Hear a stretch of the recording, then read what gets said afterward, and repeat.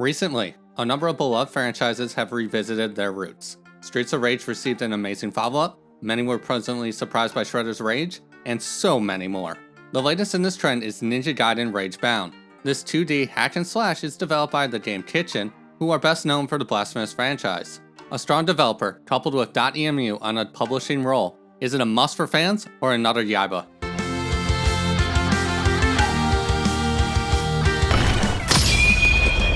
Ninja Gaiden Ragebound starts with an intriguing premise. Demons attack, Ryu needs to deal with the dragon sword elsewhere, so Kenji needs to intervene.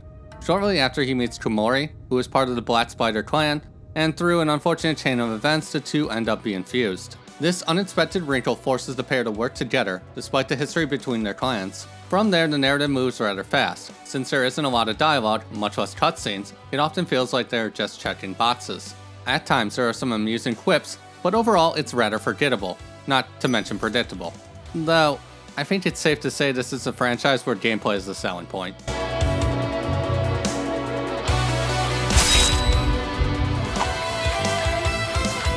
At its core, Ninja Gaiden Ragebound is a very simple game. You can jump, swing your sword, throw a projectile, use an ultimate attack, dodge, and bounce off a wide variety of items. Despite the simple controls, everything comes down to execution.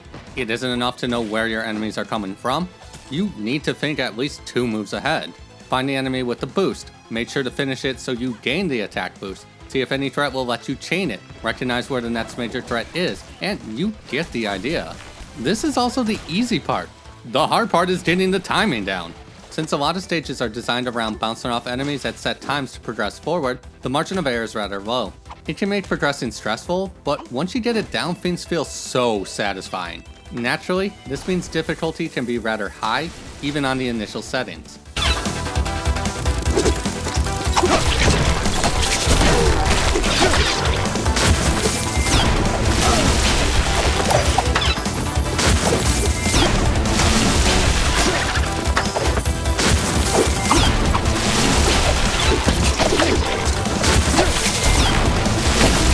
At this point, I think it's fair to say Ninja Gaiden is associated with difficulty, and Ragebound is no exception.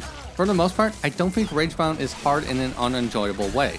There are some rough platforming sections, not to mention a few places have strict timing, but nothing that can't be mastered after a couple attempts. In a lot of ways, most of my problems stem from 2 design choices. The first was adding a number of flashy sections. I know it's super cool fighting ninjas with jetpacks and motorcycles while hanging off the leg of a helicopter, but these sections are incredibly easy to fail.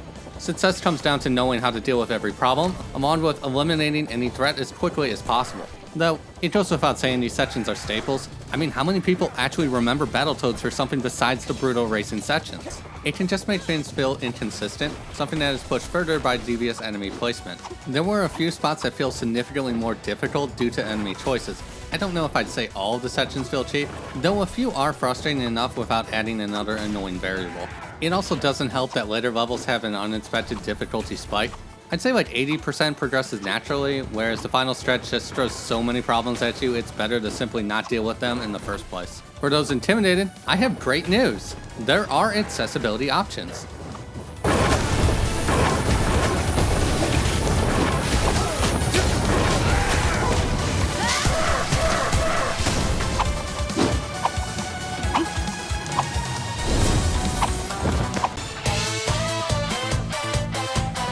In addition to standard, there is an assist mode. Here players can change the game speed, incoming damage, and a couple other settings. While some of these options will be divisive, such as the ability to reduce damage received to 0, I think some of them genuinely accomplish the intended goal. Guillotine boost size is the name for the move I've been referring to as bounce. The larger radius makes the timing far more forgiving, to the point where I think most players could get an approximation of the intended experience. Another surprisingly notable one is incoming knockbacks. Since taking damage causes your character to be knocked back, turning it off eliminates much of the challenge in maintaining positions on rough platforming sections. Going back to the helicopter section, it is the difference between constantly having to readjust and being able to focus on the enemies ahead. Regardless of how one feels about these options, I appreciate that the design is centered around more preserving the original experience than just simply increasing or decreasing damage.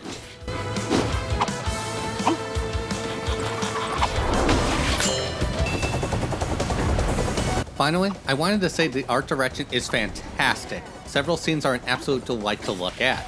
Even the cutscenes feature intense drawings that are presented in such an expressive way. It's clear a lot of thought and care went into this, and will be something I think gamers appreciate.